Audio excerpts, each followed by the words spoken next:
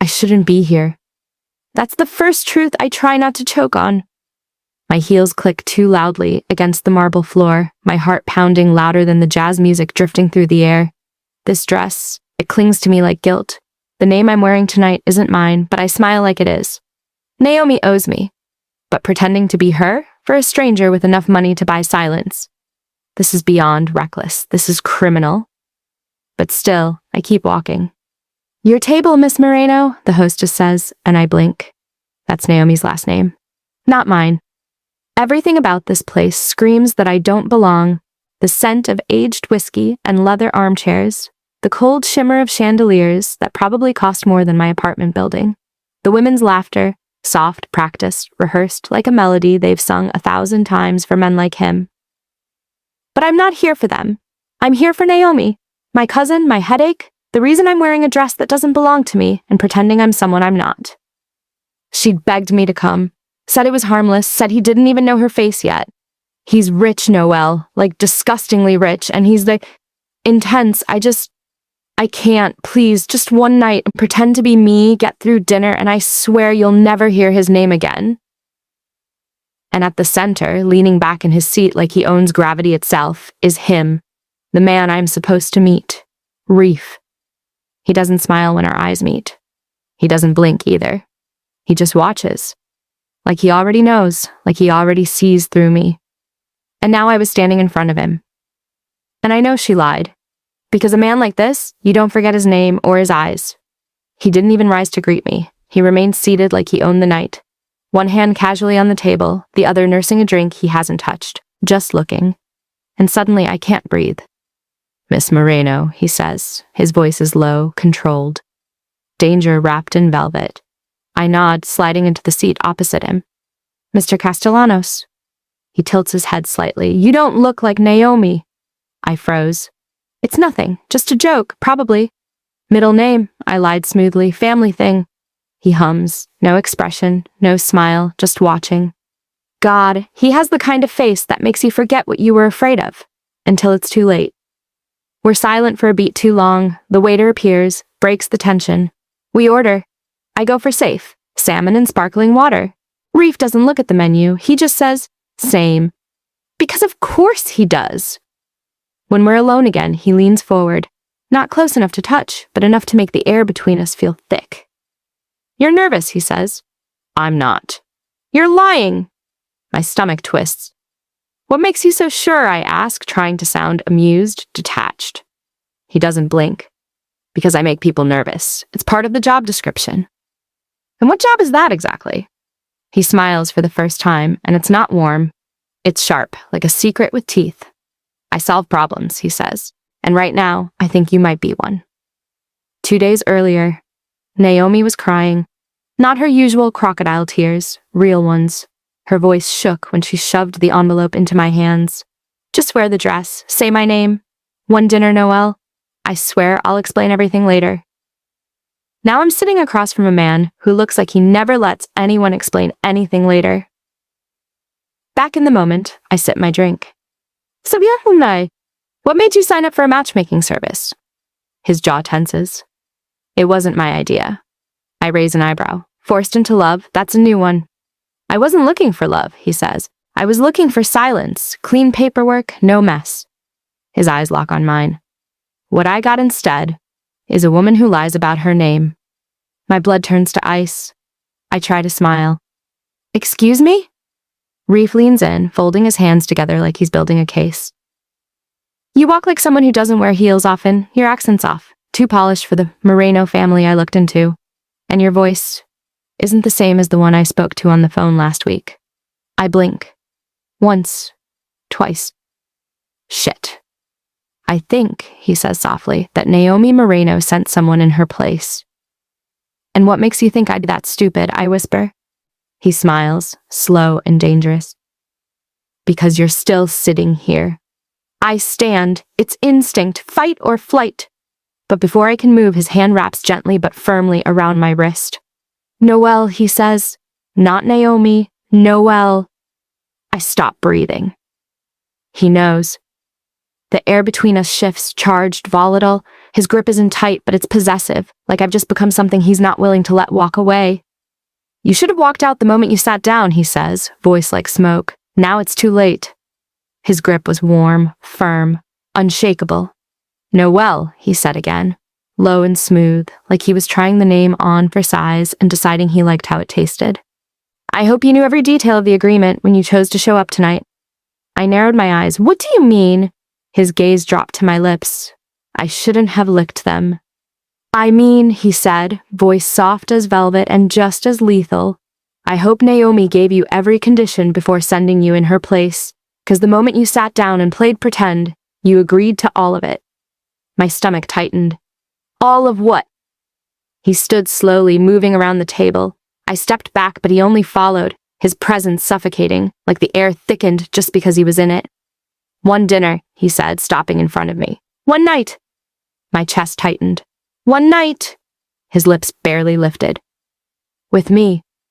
I went still. Every instinct screamed at me to run, but my legs didn't move. My breath came shallow, and when his fingers brushed a loose strand of hair behind my ear, my skin broke out in fire. You sat at the table, he whispered. You wore her name. You accepted the terms. I swallowed. You expect me to sleep with you? He leaned in, so close I could feel his breath. No, I expect you to keep your word, and you can call it whatever you like, submission, survival, curiosity. But don't pretend you didn't know. I'm not her, I said, hating the way my voice trembled. He didn't flinch. And I'm not a fool, but that doesn't change what you owe me now. And what exactly do I owe, Mr. Castellanos? His smile returned, slow, cruel, magnetic. Obedience, he said, for the night. You don't have to enjoy it, but you'll give it. My whole body lit up in protest and desire. It shouldn't have made me wet. It did. You're insane. I'm rich. There's a difference. He stepped back just a little. You can still leave, Noelle, but if you stay, if you take one step toward that elevator, then you'll do what I say for the rest of the night. No games, no lies, no safe word. My heart was thundering. My morals screamed no, but my body was already betraying me. What if I say yes? His eyes darkened, a slow storm rolling in. Then you belong to me, he said simply, for tonight. No running, no faking, no pretending. And maybe it was madness, maybe it was the broken pieces of me craving punishment or the stupid thrill of letting go, but I stepped toward him. One step, no words, just the sound of surrender. And Reef smiled. At the penthouse, the door clicked shut behind me, and that sound alone sealed my fate. He walked in without a word, jacket off, sleeves rolled up, eyes fixed on me like a hunter with prey that was about to beg. Take off the dress, he said. Now. I hesitated. His voice hardened. I didn't ask for a performance. I asked for obedience. I turned around slowly, unzipping the back. The silk slid off me like a secret. I had never been naked like this. Vulnerable but burning. Bare but not weak. I stood there in just my panties and heels, heart hammering. When I turned around, his jaw was tense, his eyes dark with something unholy. Come here, he said. I walked to him, slowly, watching his control fray by inches. He pulled me into his arms like he couldn't help it, mouth crashing into mine, rough and punishing, then soft, almost reverent. His hands roamed with purpose, claiming, learning, memorizing curves I never meant to offer. But here I was. You taste like lies, he murmured against my throat, biting down just enough to make me gasp. But I want every inch anyway. We never made it to the bed. He bent me over the window, the city lights catching my reflection in the glass, as his fingers slid between my thighs, finding the truth my mouth couldn't say. Wet, ready, wanting. I was gone before he ever unzipped his pants. And when he finally took me, deep, slow, then hard, my moans turned to confessions I didn't mean to give. His name, my truth, my hunger. He didn't just take my body that night. He claimed something else, something I hadn't agreed to, something I couldn't take back. Later. I lay there breathless, my body aching in the best and worst ways. He traced a finger down my spine. When Naomi comes back, he said, you'll tell her the deal's off? I turned my head, dazed. What? He leaned close, lips brushing my ear. Because I'm not interested in her anymore. My breath caught. His hand slid under the sheet, teasing the place he'd already ruined for every other man. I want the liar. I ran. Not in heels, not in silence. I ran like my sanity depended on it, because maybe it did. By the time I hit the cold morning air outside the penthouse, the city didn't even feel real. My body was wrecked, my dress was wrinkled, and Reafe Castellanos was still burned into my skin like a brand I never asked for. Stupid, stupid, stupid. I hadn't meant to go that far. I hadn't meant to feel anything, but I let him in. I let him ruin me. I let him look into my eyes while he was inside me and say, "I want the liar."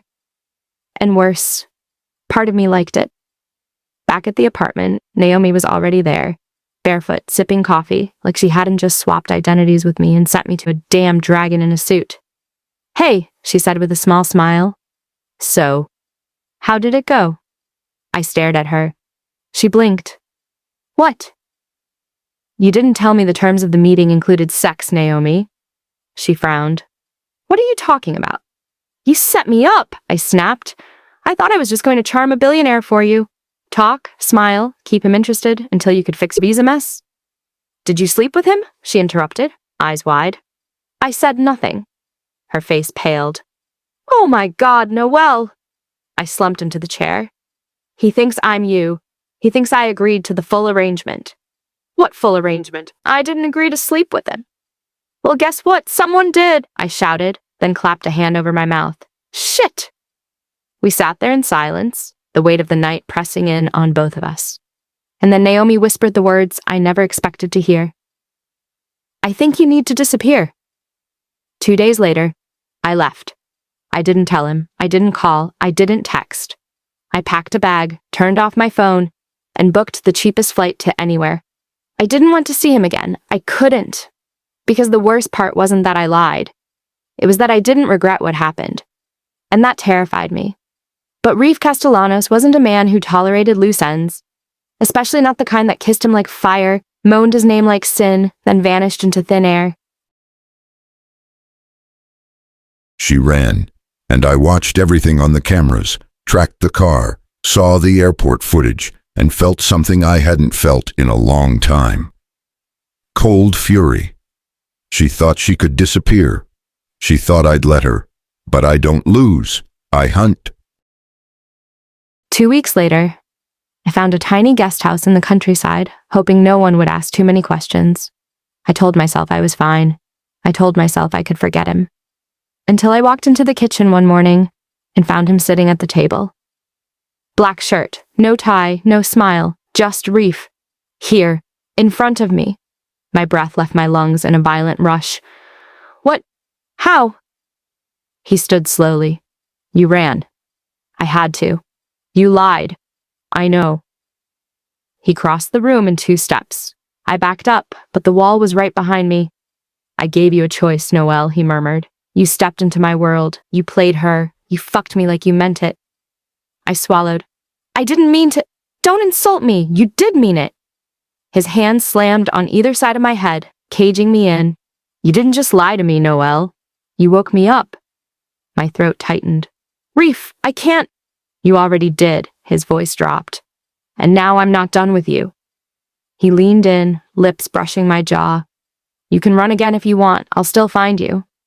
He stepped back, voice calm. "I'll give you 1 hour to pack." My brows shot up. "What? 1 hour? Then you're coming with me." "To where?" His smile was slow and sinful. "Home." The air between us was heavy, thick with unspoken things, the ghost of his touch, the burn of his voice still sizzling in my ears. 1 hour. That's what he gave me. 1 hour to decide if I was going to run again or follow him like a fool. And I was already folding.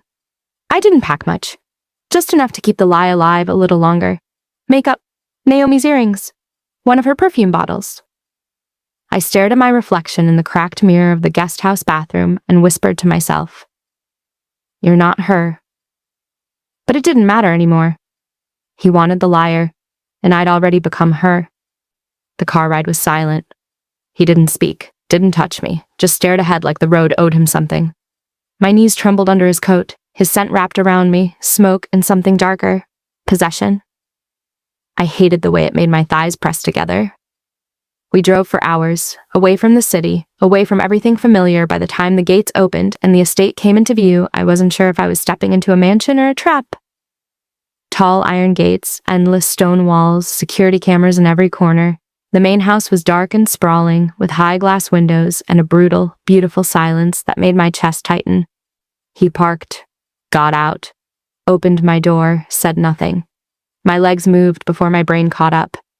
Inside, it was marble floors and leather, sharp edges and warmthless art, a place designed to impress and intimidate, much like the man who owned it. He poured a glass of something dark and didn't offer me any. "You disappeared," he said finally. "You scared me." He turned, his eyes pinned me. "Did I hurt you?" I hesitated. "No." He stepped closer. "Did I force you?" I shook my head. "No." His jaw ticked. "Then don't act like a victim when we both know you begged for more." Shame and heat hit me all at once. I didn't beg. Reef took the glass, downed it in one motion, and placed it on the table. "You cried out my name when you came. You clung to me like I was the only thing holding you together, and then you ran." I opened my mouth to argue, but his hand caught my throat. Not tight, not painful, just there, dominating. "But you came back." He tilted his head. "Why?" "Because I couldn't stop thinking about you," I whispered. His thumb brushed the pulse at my neck. "There she is," he murmured. "My liar." The next thing I knew, my back hit the bedroom door. It wasn't a kiss that came next. It was a collision, tongues and teeth and months of pent-up tension. His hand slid up my thighs, under the coat I wore and the thin slip beneath. Noel died in that kiss, so did every lie. He didn't fumble, he didn't ask. He lifted me in one swift motion, my legs wrapping around his waist as he carried me through the door and slammed it shut with his foot. "You don't get to run anymore," he growled. "You made a deal, remember?" "I didn't know the full deal," I gasped. "You know now." He dropped me on the bed, ripped the coat from my body, pulled the slip up and over my head. "You came back to me, knowing exactly what would happen." I nodded. "So take it." And I did. I took everything he gave me, the way he flipped me onto my stomach and bit my shoulder like a mark, the way he whispered filth in my ear, the way he slowed down right before I shattered just to see me fall apart in frustration. "You're mine now," he muttered, thrusting harder. "Say it." "I'm yours," I whimpered, louder. "I'm yours, Reef. God, I'm yours." He groaned, low and raw, and spilled inside me like he was branding me from the inside out. I felt ruined, claimed, shaking and wild and alive.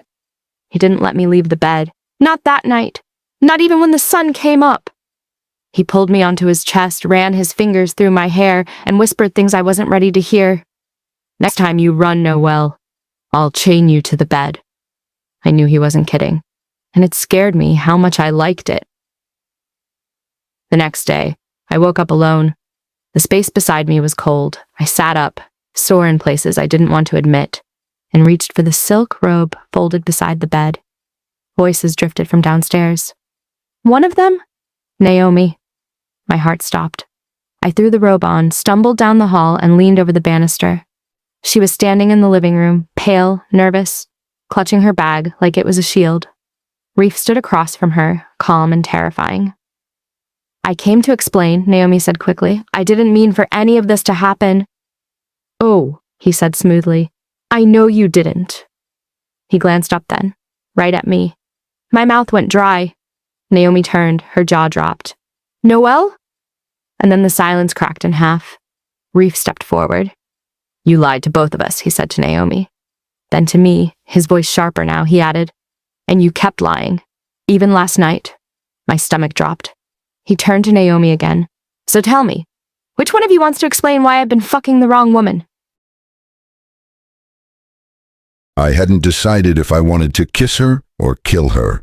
Both emotions burned in my chest like acid. The vision of her standing there at the top of the stairs, wrapped in my robe, like she belonged here, when she had no fucking right. "Noel!" Naomi gasped again. Her voice cracked. "Why are you here?" She didn't answer. She couldn't, because she knew what she did.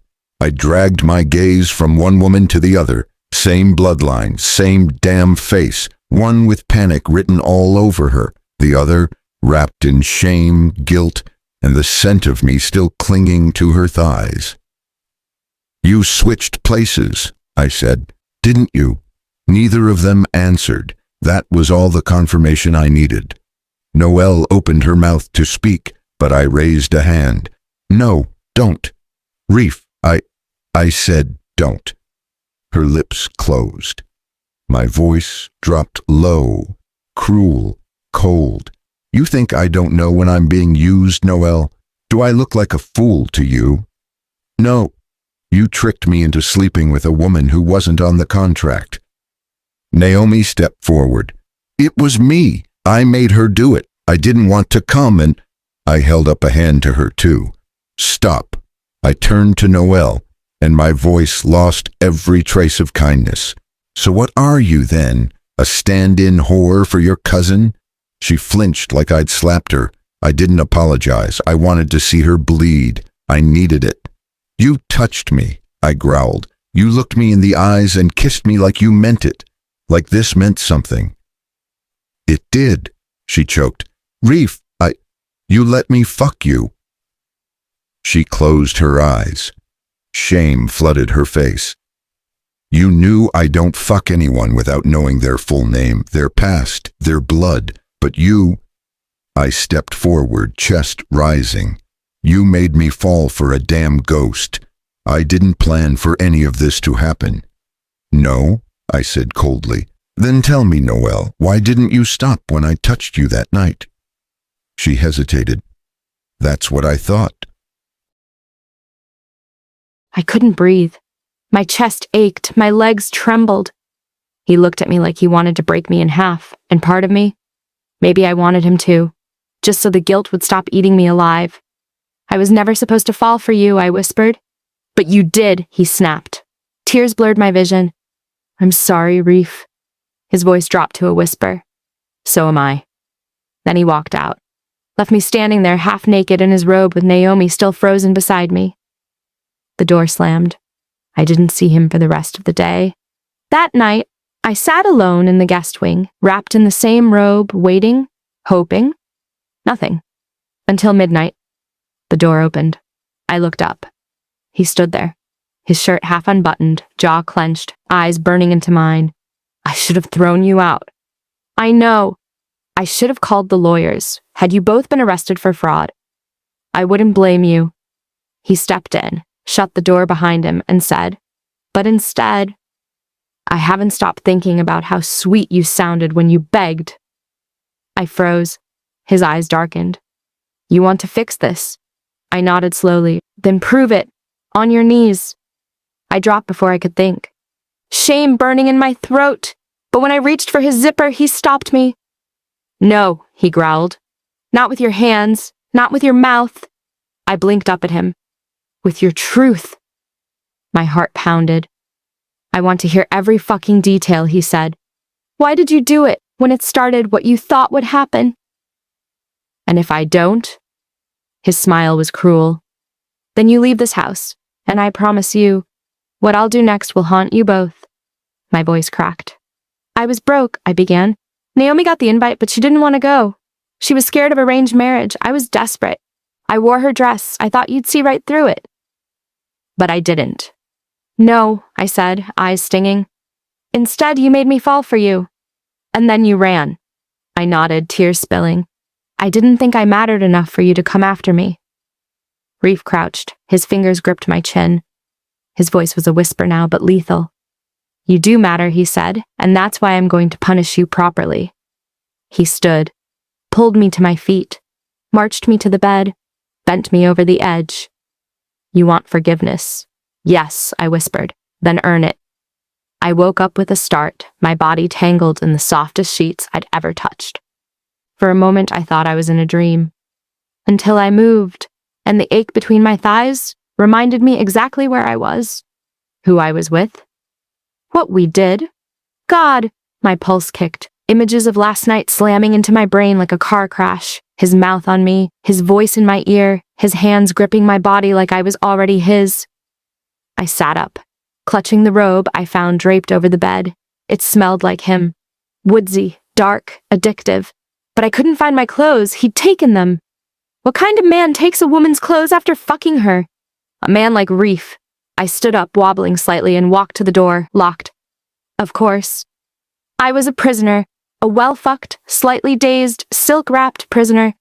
Before I could gather my panic into something useful, I heard footsteps, calm, certain, and then he walked in.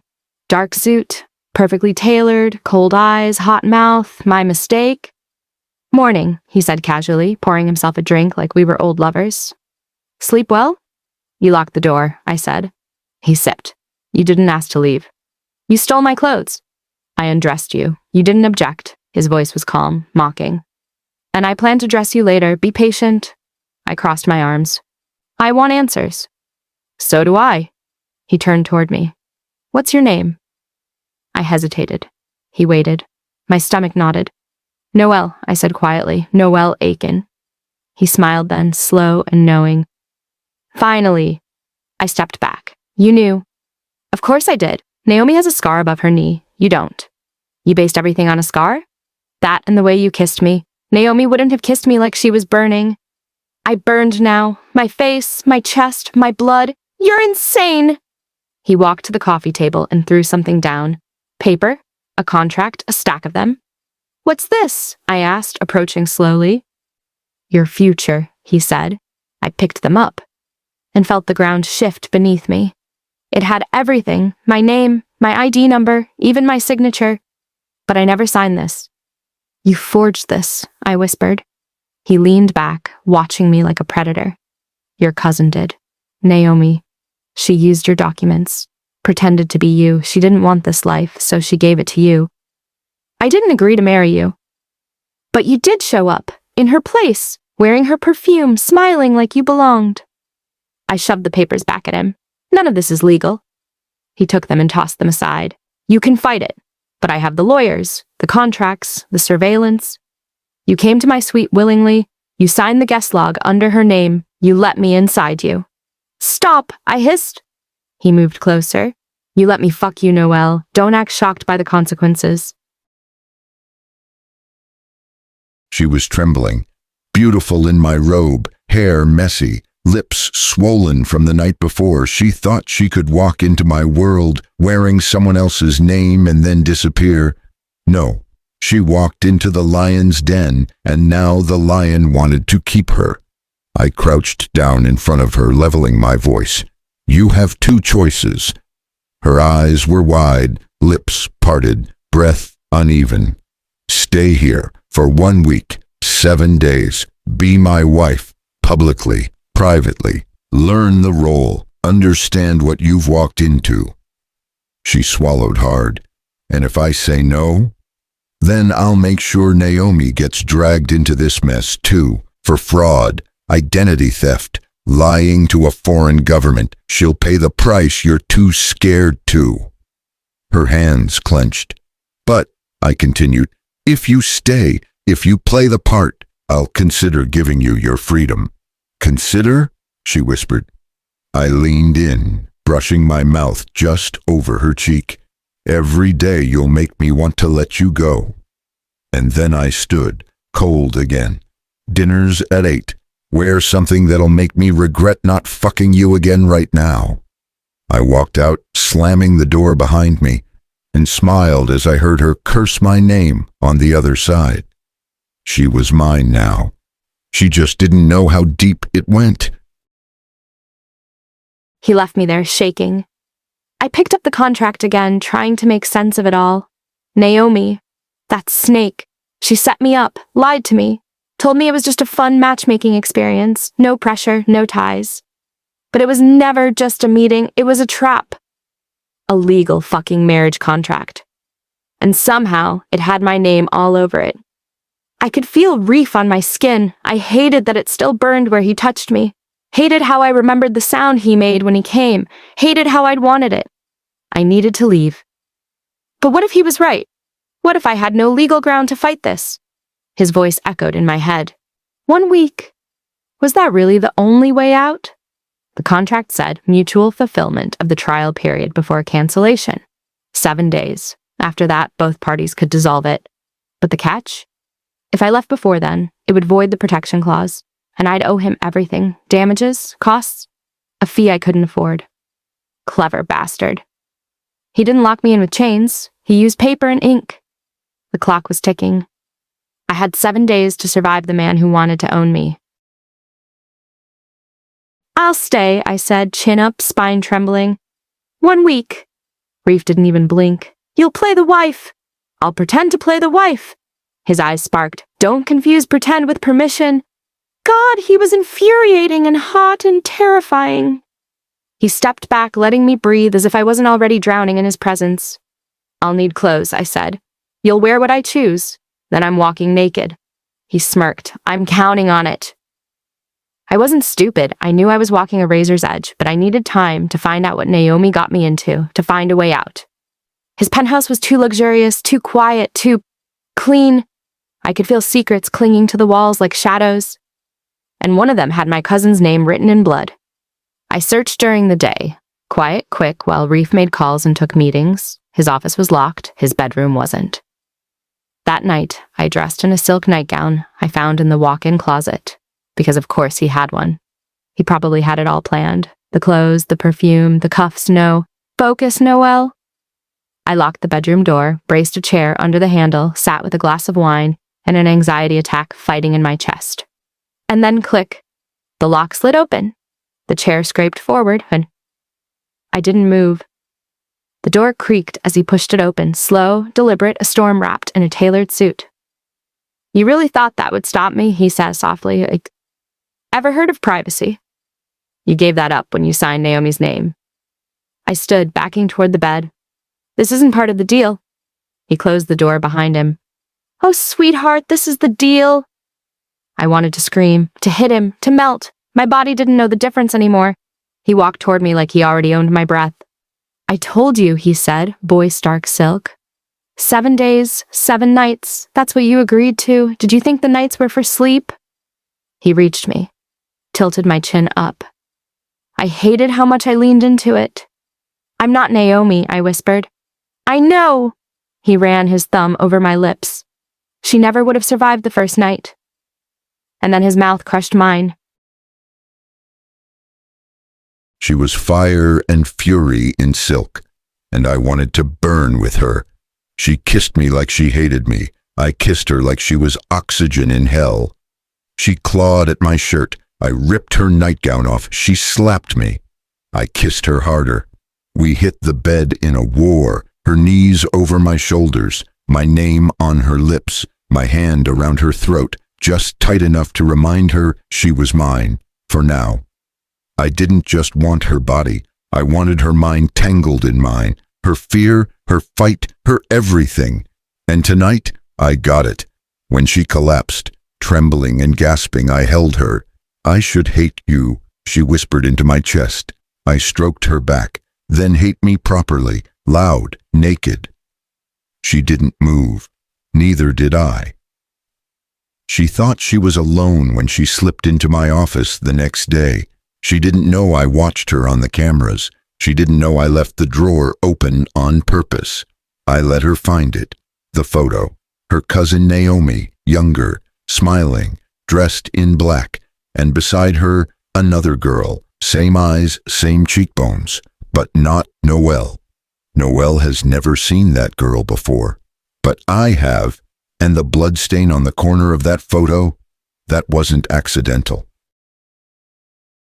I didn't sleep, not after what he said. That's the reason Naomi ran, and the reason you'll never leave. The photo still haunted my mind, the girl who looked like me, the blood, Naomi's fake smile. Every piece of this was unraveling into something twisted and wrong. I should have packed, I should have run. Instead, I was still here, still naked in his bed, still aching in the places he touched like he owned me. I hated how my body reacted to his voice, his presence. Even now, I could feel him watching me across the room as I stood by the window, wrapped in a robe that felt like a lie. "You're quiet today," he said. "I'm calculating," I answered. He smirked. "You always are." I turned, keeping my eyes on his. Who was she? The girl next to Naomi. His smile dropped. "You don't want that answer. Try me." He stood, walked toward me, stopped just inches away. His voice dropped to something low and dangerous. Her name was Seline, and she died because Naomi betrayed her. I blinked. Betrayed her how? I told you, you don't want the truth. I slapped him, hard, and he didn't even flinch. Stop playing God with information, I snapped. You keep talking about Naomi like she's some monster, but you haven't told me anything real. His jaw tightened. You want real? I nodded. He grabbed my wrist, yanked me against him, his breath hot against my ear. Seline was my fiancée. Naomi ruined her, destroyed her life, then disappeared before I could bury what was left. My stomach twisted. His fiancée? That girl who looked like me? Why do I look like her? I whispered. Reef's eyes burned. Because Naomi knew exactly how to bait me. I shouldn't have told her. Not yet. Not when she was still in my bed, still letting me touch her, still fighting me in all the right ways. But seeing her with that photo, it brought back everything. Seline's blood on my hands, Naomi's cruel smirk, the fire, the fucking betrayal. I should hate Noelle just for wearing that face, but hate was never what I felt when I touched her. And now that I've had her, I'm never letting her go. I took her again that night, slower, deeper, no pretending, no power games, just skin on skin, soul to soul, broken truths between every gasp. And when she came undone beneath me, I whispered her name like a prayer I never deserved. Noelle? Not Seline, not Naomi, just her. And that scared the hell out of me. The next morning, I found another clue, this one hidden behind a mirror in the hallway. A USB drive. Reef was gone. His meetings again. I plugged it into my laptop, fingers shaking. Files opened, photos, documents. And then, video. Naomi, crying, whispering into the camera. If you're seeing this, I'm probably dead. My chest froze. She looked terrified, skinny, pale, a shell of the cousin I knew. Don't trust Reef. Don't believe his version of what happened to Seline. He's not who he says he is. He's not safe. The screen cut off, and I turned to see Reef standing behind me, silent, watching. I screamed and dropped the laptop. He picked it up calmly, snapped the USB in half with his bare fingers, and dropped the pieces on the floor. Then his voice dropped to a whisper that chilled my blood. I told you not to go looking for answers you're not ready for. I should be furious, but seeing her dig, seeing her fear me just a little, it makes me want her more. She needs to understand. I don't lie, but I don't volunteer truth to people who can't handle it. And right now, Noelle is dancing on the edge of a story that could break her. I don't want to break her. I want to keep her. But if she keeps pushing, I'll show her what kind of man I really am. That night, I locked the door again. This time, he didn't break it. He knocked once, then said through the door, "You want answers? You'll get them tomorrow, all of them. But the cost, Noelle? The cost will change everything." I sat on the edge of the bed, heart racing. He knew I'd still open the door. And the worst part? He was right. The room he led me into wasn't just hidden, it was sacred, a space carved out of shadows and memory. As the heavy door closed behind us, I felt like I was being sealed inside a truth I wasn't ready to face. It was quiet, not silent, quiet like a church after a funeral. There were bookshelves, dust-covered files, a faded photograph nailed to the wall. A woman, beautiful, with fierce eyes and a smile that didn't quite reach them. Seline. This was her sanctuary, Reef said behind me, where she kept everything, her notes, her truths, her secrets. I didn't speak, I just looked. One file was already open on the desk, a contract, another one. This one had Seline's name, and then Naomi's. There was a date, a timeline, a clause that made my stomach twist. Termination of involvement should lead to a forfeiture of compensation and acknowledgement of responsibility in full. Naomi signed this? My voice was barely a whisper. She did. She agreed to everything. Seline was supposed to disappear quietly, but when she didn't, Naomi helped push her into silence. I turned sharply. Are you saying she helped kill her? Reef didn't flinch. I'm saying she let it happen. She wanted out. And when you want out of something this deep, Someone always has to bleed. My legs gave out before I even knew I was falling. He caught me, knelt with me. You said you were protecting me, I whispered. I am. By locking me in a contract, by lying to me. He cupped my face gently, too gently for the rage I felt boiling beneath my skin. You should have known what agreeing meant. I told Naomi everything. The marriage, the obligations, the consequences. When you showed up, I assumed you came in her place, fully informed. But I wasn't, I snapped. I was tricked. I didn't know any of this. And now you do. His voice dropped, heat and danger wrapped in silk. And I still want you. I tried to push him away, but his hand caught my wrist. I don't want to hurt you, Noel. But you need to understand. This wasn't just about revenge. It stopped being about Naomi the moment I saw you. His breath brushed my cheek. My skin prickled, but I couldn't tell if it was fear or something darker. Something mine. You don't have to love me yet, he murmured. But you will belong to me. She looked like she wanted to run, again, and maybe I should have let her. But then her eyes locked with mine. Big, brown, defiant, the kind that made you want to set the world on fire just to see how the light reflected off her. I should go, she said. You won't. I have a choice. No, I said quietly. You had a choice. When you walked through those doors pretending to be Naomi, when you said I do without knowing what you were binding yourself to, you made a vow with your ignorance. That still counts. That still binds. She shook her head, lips trembling. You're insane. I'm obsessed, I corrected. There's a difference. I moved closer. She didn't step back. I won't force myself on you, I said, but don't mistake that for mercy. I'm giving you space to feel what's already happening. You're not afraid of me, Noel. You're afraid of how much of me you want. Her silence said everything her pride wouldn't let her admit. I reached behind her, pulled a cord. The bookshelf behind us groaned and slid open to reveal a bedroom. Low lighting, wine on the table, a single bed dressed in black silk. You knew every detail of this contract, remember? I said, stepping into the doorway. That includes tonight.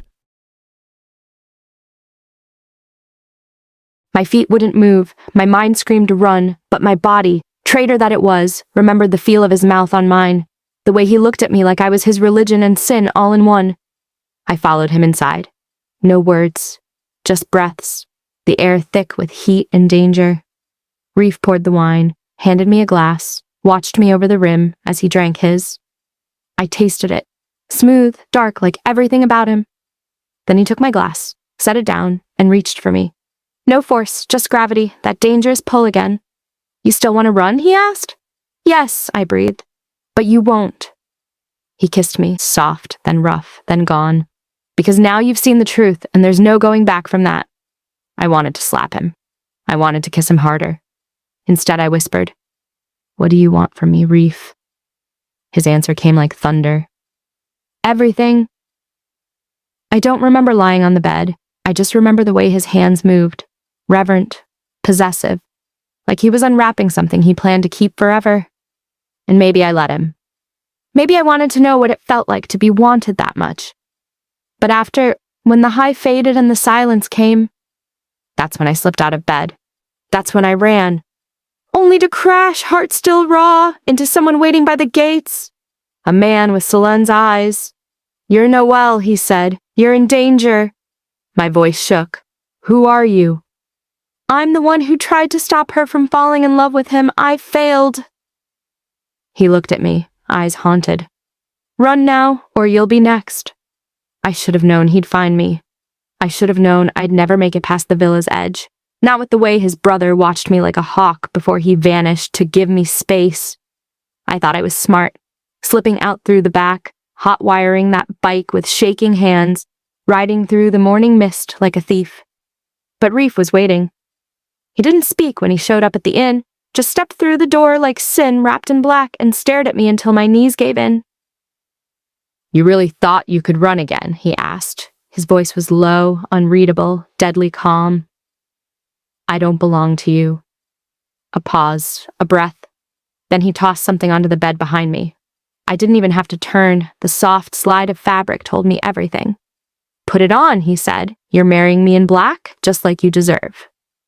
I turned slowly. A black silk dress lay across the sheets. Beautiful, ominous, perfect. A necklace sat beside it, blood-red gem glinting like a warning. "You can't force me." He stepped closer, every movement sharp and controlled. "You already signed the contract. You said yes when you showed up. You said yes again when you let me take your body like it was mine. You knew what this was, Noel. Now you'll wear your yes in front of God." "I hate you." "You will," he said, voice like ice, "but you'll still be my wife by sunset." He didn't give me time to breathe. I was dressed and in the back of the car before noon, veil drawn low, lips numb. The cathedral stood like a grave, old, quiet, candlelit, and empty. Except for him. Reef stood at the altar like a king carved from shadow, dressed in a black suit that matched the vow he was about to take. No music, no flowers, no one else. Just the priest, bought and silent. My heels echoed down the aisle like gunshots, my heart already bleeding. "Do you, Noel, take this man?" "I do," I whispered before I could even stop myself. He didn't smile, just took my hand and slid a ring onto my finger, black metal, with a ruby stone the size of a secret. And when the priest said the words, "You may kiss the bride," Reef didn't hesitate. His mouth crashed against mine, savage and hot, like he was sealing a curse. He drove in silence. The sun was setting behind us, blood orange, spilling across the sky as he pulled up to a secluded house hidden deep in the woods. Not the estate. Somewhere unfamiliar. "Where are we?" I asked, heart already on edge. He stepped out first, came around, and opened my door. I didn't move. "Where are we?" I asked again. He leaned in. His voice was a whisper of menace. To bury the girl who kept running from me. He didn't speak after that. Just led me inside like he'd done it before. Like this, me, us, now, was planned long before I showed up, pretending to be Naomi. The house was warm, candlelit, fire burning in the hearth.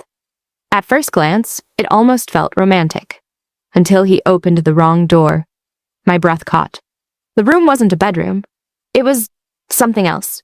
Chains, leather, ropes, whips, collars, crosses mounted on the wall, shackles bolted to the floor. A gleaming steel frame stood in the corner with velvet cuffs hanging from it like dark promises.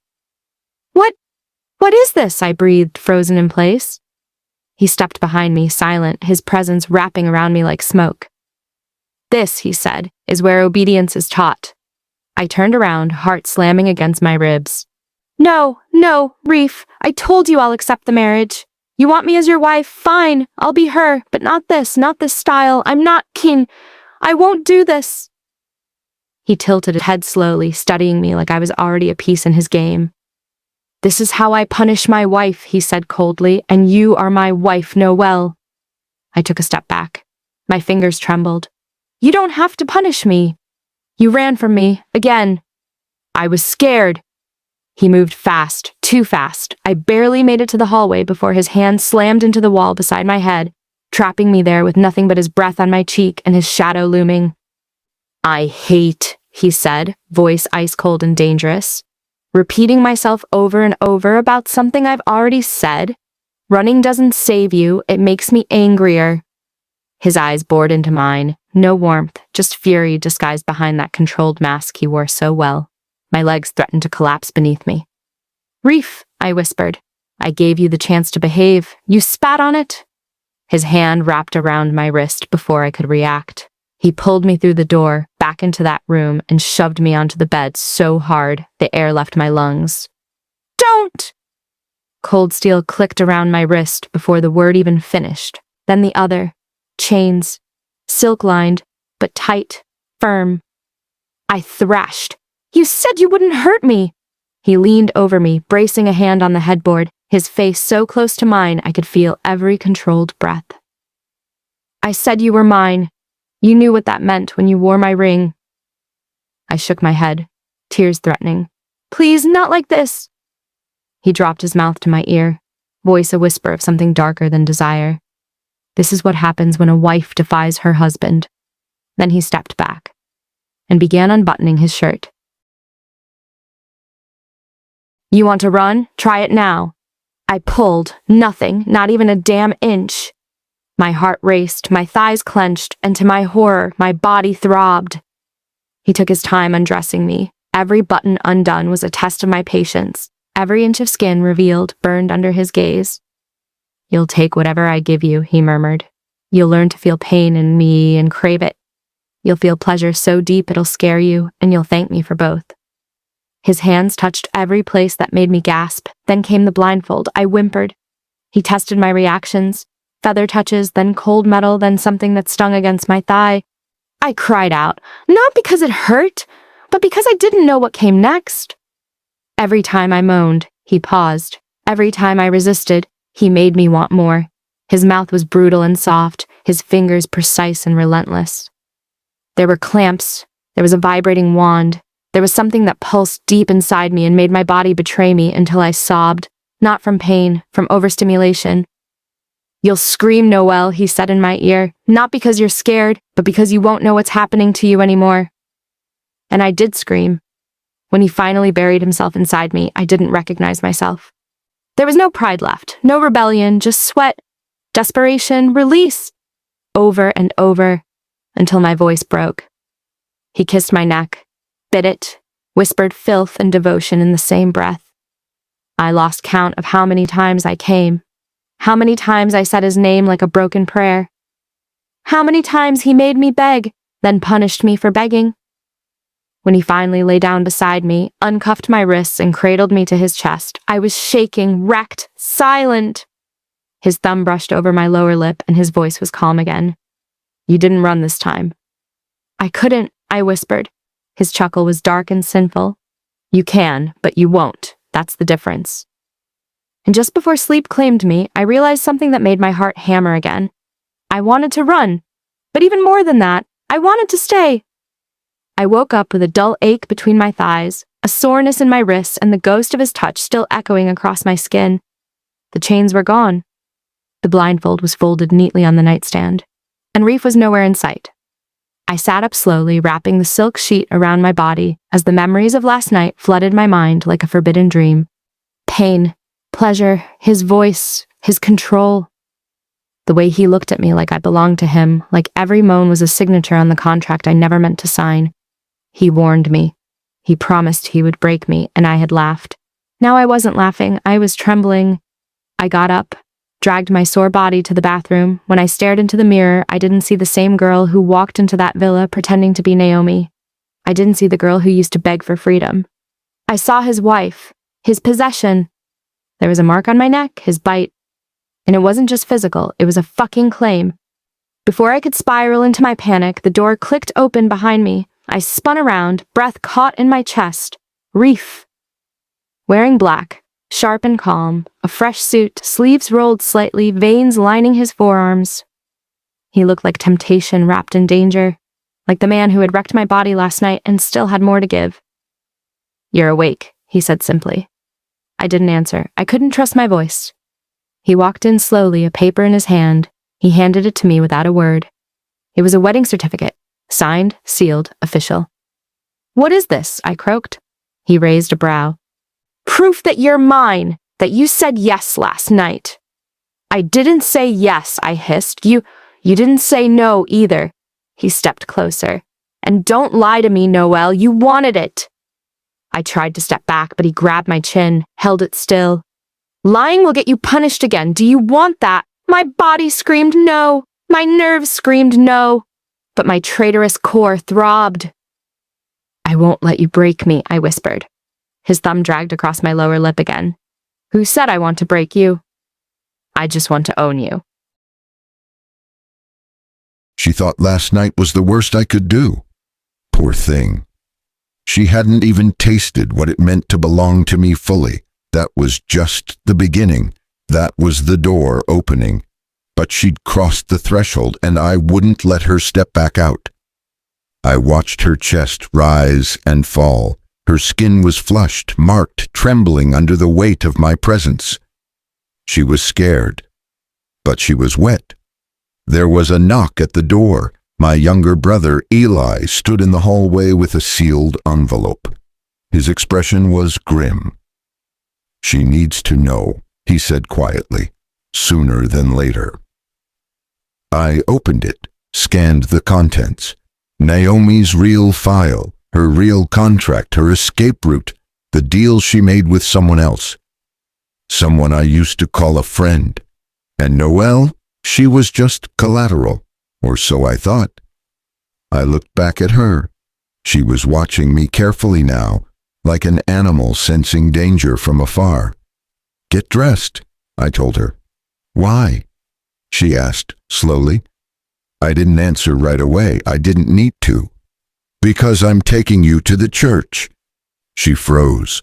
Wait, we're all ready. No one saw last night. There were no witnesses. I don't want whispers. I stepped closer, brushing her hair behind her ear. I want you in black, Noelle. You can't just... I can, and I will. She trembled. You want freedom, I whispered. You'll earn it. After the ceremony. After you walk down that aisle, say those vows in front of God and me again. Then you'll earn every privilege back one by one.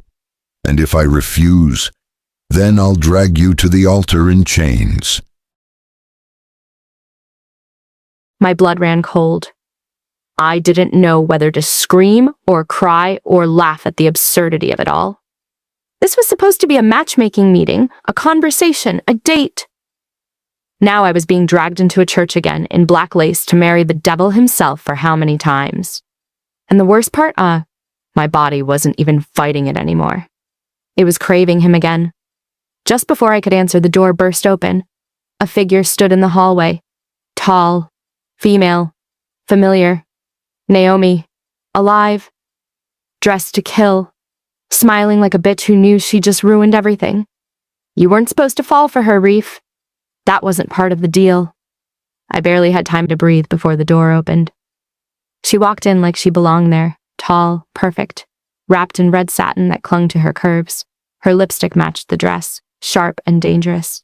Naomi, my cousin, the one who fed me to this devil. She tilted her head at Reef, calm as if she hadn't just shattered my entire world. You weren't supposed to fall for her, Naomi said. That wasn't part of the deal. I froze. Reef didn't even move. His jaw tightened, but his eyes stayed locked on her. You've said enough, he muttered. Naomi smirked, like she had all the time in the world. Her gaze slid over to me. So he hasn't told you the truth. Shouldn't your new husband be honest with you? The word husband hit me like a slap. My chest burned. What deal? I asked, my voice trembling. Naomi stepped closer. Her perfume was sickly sweet, cloying. The matchmaking was real, but I never intended to marry him. I struck a deal with someone else. You were just supposed to distract him. My stomach dropped. Distract him? She leaned down, whispering like it was a joke. You were bait, Noel, that's all? The floor seemed to vanish under me. I wanted to scream, cry, run, but I couldn't move. Reef's voice came low, cold. Go upstairs, now. I spun toward him. What? You don't need to see what happens next. Naomi laughed, cutting through the air. See, he treats you like a child. You don't belong here, cousin. Come with me. We can leave right now. Forget this man. Forget this contract. It isn't binding yet. Her hand reached toward me. For a second, I thought about it. The girl inside me wanted to grab her hand and run, but then I remembered. Naomi lied. Naomi set me up. Naomi put me here. I shook my head. No, I'm not going anywhere with you. Her eyes narrowed. You're making a mistake. No, Reef said, stepping forward like a shadow ready to swallow her whole. You already made it? Naomi looked at me like she thought she could still win. You don't love her, she said. You can't. I almost laughed. Love has nothing to do with it. Then let her go. No, I pulled Noelle against me, my hand resting possessively on her hip. She's mine, signed, taken, and you're finished.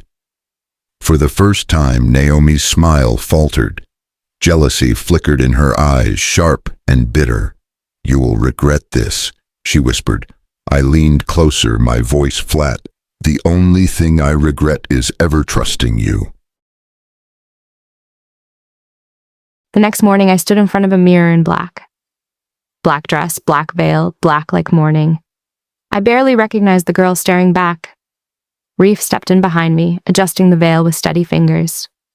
"You look like a widow," he murmured. "Maybe I am," I whispered. "Maybe the girl I was is already dead."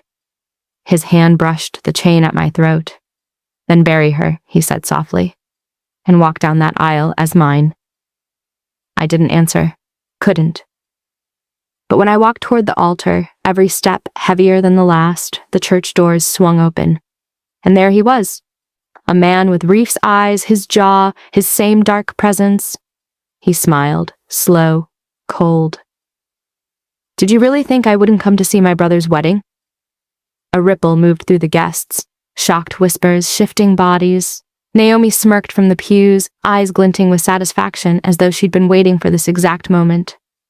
Beside me, Reef's jaw locked, every muscle in his body going taut. His hand tightened over mine, a silent command, "Don't move." "Cain," Reef said, voice like gravel dragged over steel. "Brother," Cain answered, stepping inside with lazy confidence. His gaze slid over me, slow, deliberate, a touch too lingering. "And this must be Noel." My stomach twisted. The way he said my name felt invasive, like fingers sliding somewhere they didn't belong. Reef moved, subtly shifting in front of me, blocking Cain's view. Possessive, protective. "You don't belong here," Reef snapped. Cain's smirk deepened. "Funny. Last I checked, she was supposed to be mine." The words detonated in the silence. Gasps. A faint cry from somewhere in the back. I froze. "Mine?" I looked at Reef, but his eyes never left Cain. His silence was louder than any confession. My pulse hammered. "Reef! What is he talking about?" Nothing. No answer, just the hard set of his jaw. Cain's laughter rolled through the church, smooth and cruel. "Ah, so you didn't tell her?" "Of course you didn't. That's your flaw, brother. You lie and you hoard, but you never give the whole truth." I stepped out from behind Reef before I could think, anger rising through the fear. "Tell me what?" I demanded, my voice trembling. Cain's eyes locked on mine, sharp as a blade. "The matchmaking wasn't meant for him. It was meant for me. You, my darling Noelle. We're supposed to be my bride." The floor seemed to tilt beneath me. My throat went dry. Naomi's laugh sliced through the chaos. "Surprise, cousin! You were bait. A shiny distraction to keep Reef in check until Cain returned." "No," I whispered, shaking my head. "No, that can't be." But Cain kept coming down the aisle, slow, deliberate, every step echoing like a verdict. Reef finally snapped, voice like thunder. "Stop." Cain did. He tilted his head, studying his brother. "What will you do, Reef? Keep her chained to your lies? Or let her see the truth?" Reef's hand found my waist, hard and unyielding, as if he could anchor me in place. "She's mine," he said, every syllable final. "Signed, taken." Cain's smirk sharpened. "For now." The church felt like a cage, the walls closing in with every breath. I could barely think past the roar in my ears, the sight of the two of them, mirror images, one holding me, one daring to claim me. Then Cain said it, casual and cruel, like offering a choice of wine. "Let her choose, brother. Let's end this farce. Noel, come with me and I'll give you freedom. Stay with him and you'll drown in his lies." Every eye turned to me.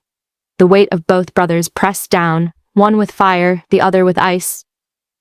My heart pounded, my voice caught, and that's when the bells above the church rang out, sharp and urgent, drowning my answer in a storm of sound. I was tired, bone-deep tired. It wasn't just Reef's brother crashing the wedding, or Naomi's poisonous voice cutting through every truth I thought I knew. It was the fact that every time I turned around, another lie clawed its way into the open. Another trap meant for me, another game where I was the prize and never the player. Reef had sworn to protect me, but every word out of his mouth had another shadow behind it. Naomi, my cousin, my blood. She was the worst of them all. Every scheme, Cain whispered, had her fingerprints smeared across it, like she'd been weaving this web long before I even thought of loving Reef. And here I was, stuck in the middle, always in the middle. The bride they both wanted, the pawn Naomi needed, the answer to a bargain I never agreed to. I couldn't breathe for how fast the walls were closing in. Every pair of eyes in that room, Cain's sharp and hungry, Naomi's calculating, Reef's desperate, were fixed on me, like I was some crown to be won, not a woman with blood in her veins and fear clawing at her chest. "Stop it," I whispered. but it barely carried. My throat was raw, my lungs heavy. "All of you, stop!" Cain only smiled, like I was begging, like my weakness made me sweet. Reef cursed, stepping closer, trying to shield me like he always did. Naomi. Naomi smirked, and it was that smirk that broke me. The cousin who knew my secrets, who braided my hair when we were girls, who promised she'd always stand by me, she was the one who dragged me here to this very edge. Every lie was hers, every plan rooted in her envy. I felt the weight of it crash over me, and for the first time, I didn't want to fight. I wanted to collapse, let the floor take me, let them devour each other until nothing was left, because no matter how hard I clawed for air, they kept tightening the noose around my throat with their truths and half-truths. And the worst part? I didn't even know which lie would be the one to finally bury me. "Choose." Cain's voice cut through me again, sharp and deliberate. I shook my head, but my arms felt like they were made of lead. My chest tightened with panic. Every fiber of me screamed to run, but there was nowhere to go. The truth was a flood, and I was drowning in it. "You don't understand," I whispered to no one in particular. "I don't even know what the truth is anymore." Naomi stepped closer, heels clicking, her red satin dress a slash against the gray stone. "Oh, sweet cousin, you've always been too soft, and that's why you fell for him. That's why you're here, trapped between us all, and that's why you'll do exactly as I say if you want to survive this." My stomach churned. She wasn't just manipulating me, she was orchestrating it. The contracts, the games, the lies. They were all hers from the beginning. Every smile, every reassurance Reef had given me, every stolen glance. Naomi had planned for this moment. I wanted to scream, but the sound wouldn't come out. Reef's hands were on my shoulders, firm, grounding, but even his touch couldn't shield me from the tidal wave of betrayal. His eyes burned with something I couldn't name. Anger, fear, and something else buried beneath, too dark for me to touch. Cain's smile was relentless. "You're beautiful, Noelle. That's why this matters. That's why all of this is happening. But beauty can't save you from the truth, from me." My knees buckled. I wanted to collapse, to let them fight over me, to let the world end around me because I couldn't carry it anymore. "You see," Naomi whispered, leaning so close I could feel the warmth of her breath. "Everything you thought you knew, everything you believed about him, it's a lie. And now the real game begins." Reef's voice was a growl low in his throat. "Don't touch her." Cain laughed. "Ah, still protective, but she's already mine if she steps 1 foot toward me." I felt myself trapped in the center, spinning in a storm of brothers, lies, and betrayal. I was nothing but a tether, a rope to be pulled, stretched, and tested, and every heartbeat, every shallow breath reminded me I wasn't free, not from Cain, not from Naomi, not from the truth. I swallowed hard, tears blurring my vision. My hands shook, my voice barely rose above a whisper. I can't." Naomi smirked again, eyes glinting with triumph. "Yes, you can. You always can. You just don't know it yet." And in that moment, I realized something cruel. It didn't matter what I wanted. It didn't matter what I needed. In this house of lies, of contracts and blood, I was the prize, but the game would not wait for me to catch my breath. Cain reached for me. Reef stepped forward, and the world narrowed down to 2 shadows moving toward me, each claiming me in their own dark way. The church had erupted into chaos. Guests screamed, scattering in every direction, pews overturned, candles toppling like fallen soldiers. Cain's men tried to seize me, but my lungs burned with fury, terror, and adrenaline all tangled together. And then I screamed. A sound so loud, so sharp, so filled with everything I had been holding in, it froze them. People stopped mid-step. Even Cain paused, his grin faltering. Reef's eyes snapped to mine, and for the first time, I felt seen. Not as a pawn, not as bait, not as a prize, but as me. I raised my left hand slowly, trembling but defiant, the silver and gold of the ring catching the fractured light of the fallen chandeliers. "Do you see this?" I shouted, my voice strong, steady, unstoppable. All eyes turned to the band glinting on my finger. "This ugly ring on my hand?" Cain's smile faltered, confusion flickering across his face. "It's a wedding ring," I continued, stepping forward, every step a drumbeat of fury. "I was given this yesterday in this exact same church, by him, by Reef. We are married, wife and husband already." I turned to him fully, letting every ounce of fire I had burned in my gaze. This was just a show-off wedding, a little theater to make you feel important. So get my cousin and leave. I don't belong to you. If I did as you claim, you came too late. Cain froze. His men hesitated. Naomi's smirk vanished, replaced by something like shock, disbelief, maybe even fear. I grabbed Reef's hand firmly, letting him anchor me in the chaos. Together we walked past Cain, past the stunned congregation, toward the open doors. Outside, the air was sharp, cool, and freeing. I didn't stop walking until we reached the car. I slid into the back seat, heart hammering, hands shaking. "Drive!" I demanded, voice still raw. "Get me out of here, now!" Reef's hand tightened over mine, his lips brushing my ear. "You're safe. I've got you." I let out a shaky laugh, half relief, half disbelief. "You'd better, because if anyone so much as looks at me the wrong way again, I swear—" "Shh," he murmured, sliding the keys into the ignition. "Just breathe, my wife. I've got everything else." I leaned back against the seat, finally letting the tension drain from my body. The city blurred past, but for the first time in days, I felt untouchable. Not because I wasn't afraid, not because the lies had stopped, but because I was no longer in the middle. I was with him. And that was all that mattered. The world was chaotic, but I saw everything with terrifying clarity. Cain had thought he could march into my wedding, take what was mine, and leave with her like some trophy.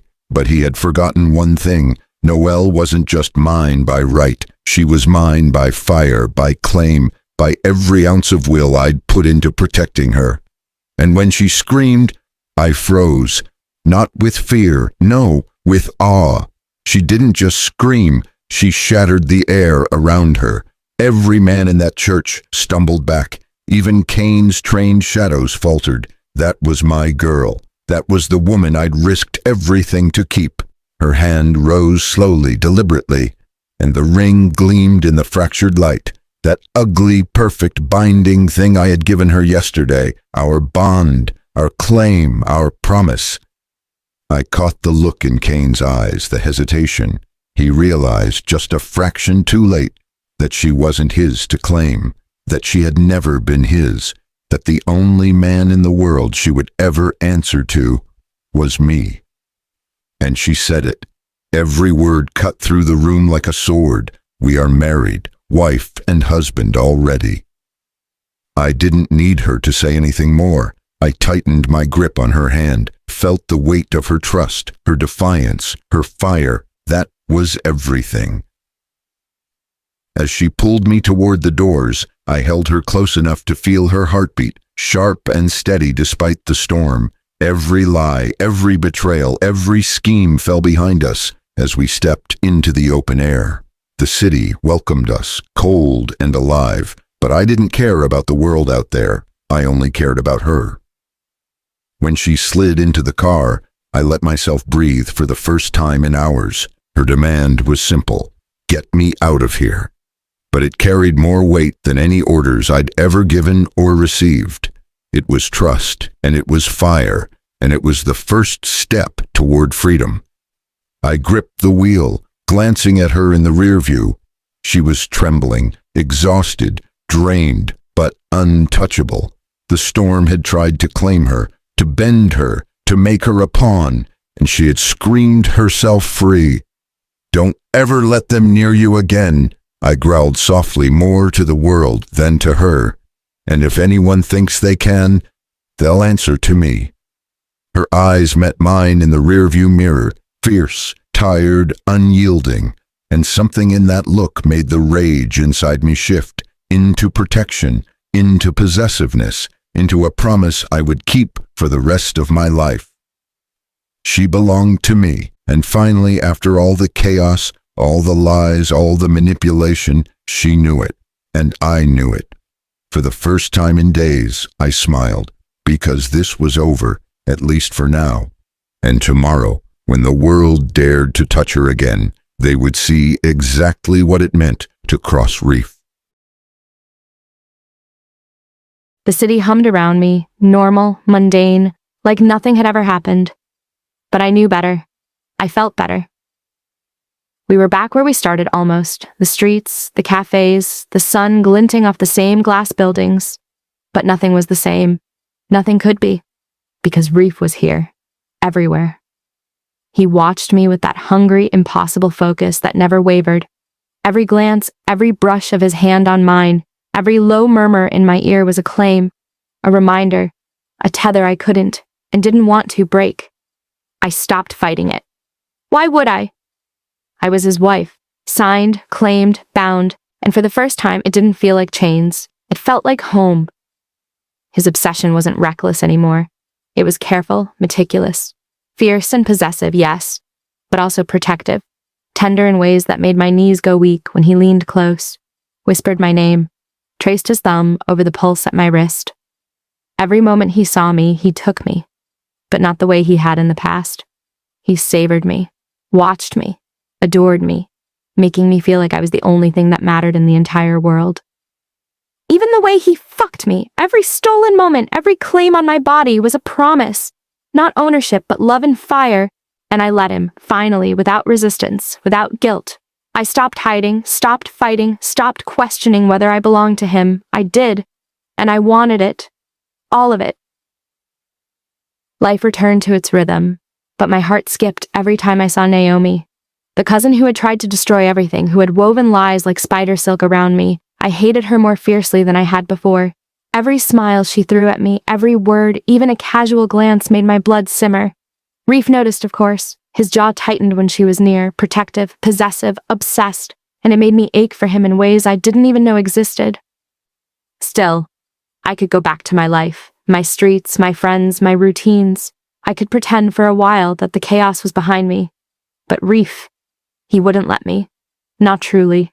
Every night, every dawn, every stolen hour, he claimed me again. And I let him, because I wanted him every damn moment. And as I lay there, tangled in his arms, feeling the heat of his skin, the strength of his hands, the weight of his obsession that was now mine to hold as well, I realized something terrifying and thrilling. I had survived the lies, survived the chaos, survived the storm, but I hadn't survived him. And I never would.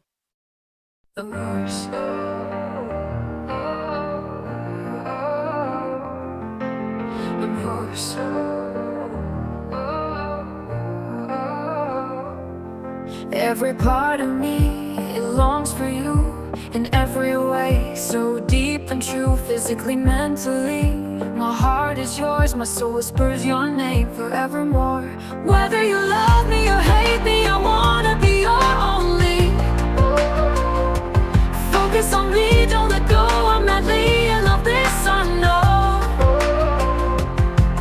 I'm selfish, I'll admit, I want you all just for me, that's it. I'll work hard for us, for our dreams. I'm yours, I'm yours, I'm yours, all yours forever it seems. In every moment, my mind is you. Every thought, every breath, it's true. I need you now, can't you see? You're everything that completes me. Whether you love me or hate me, I wanna be your only.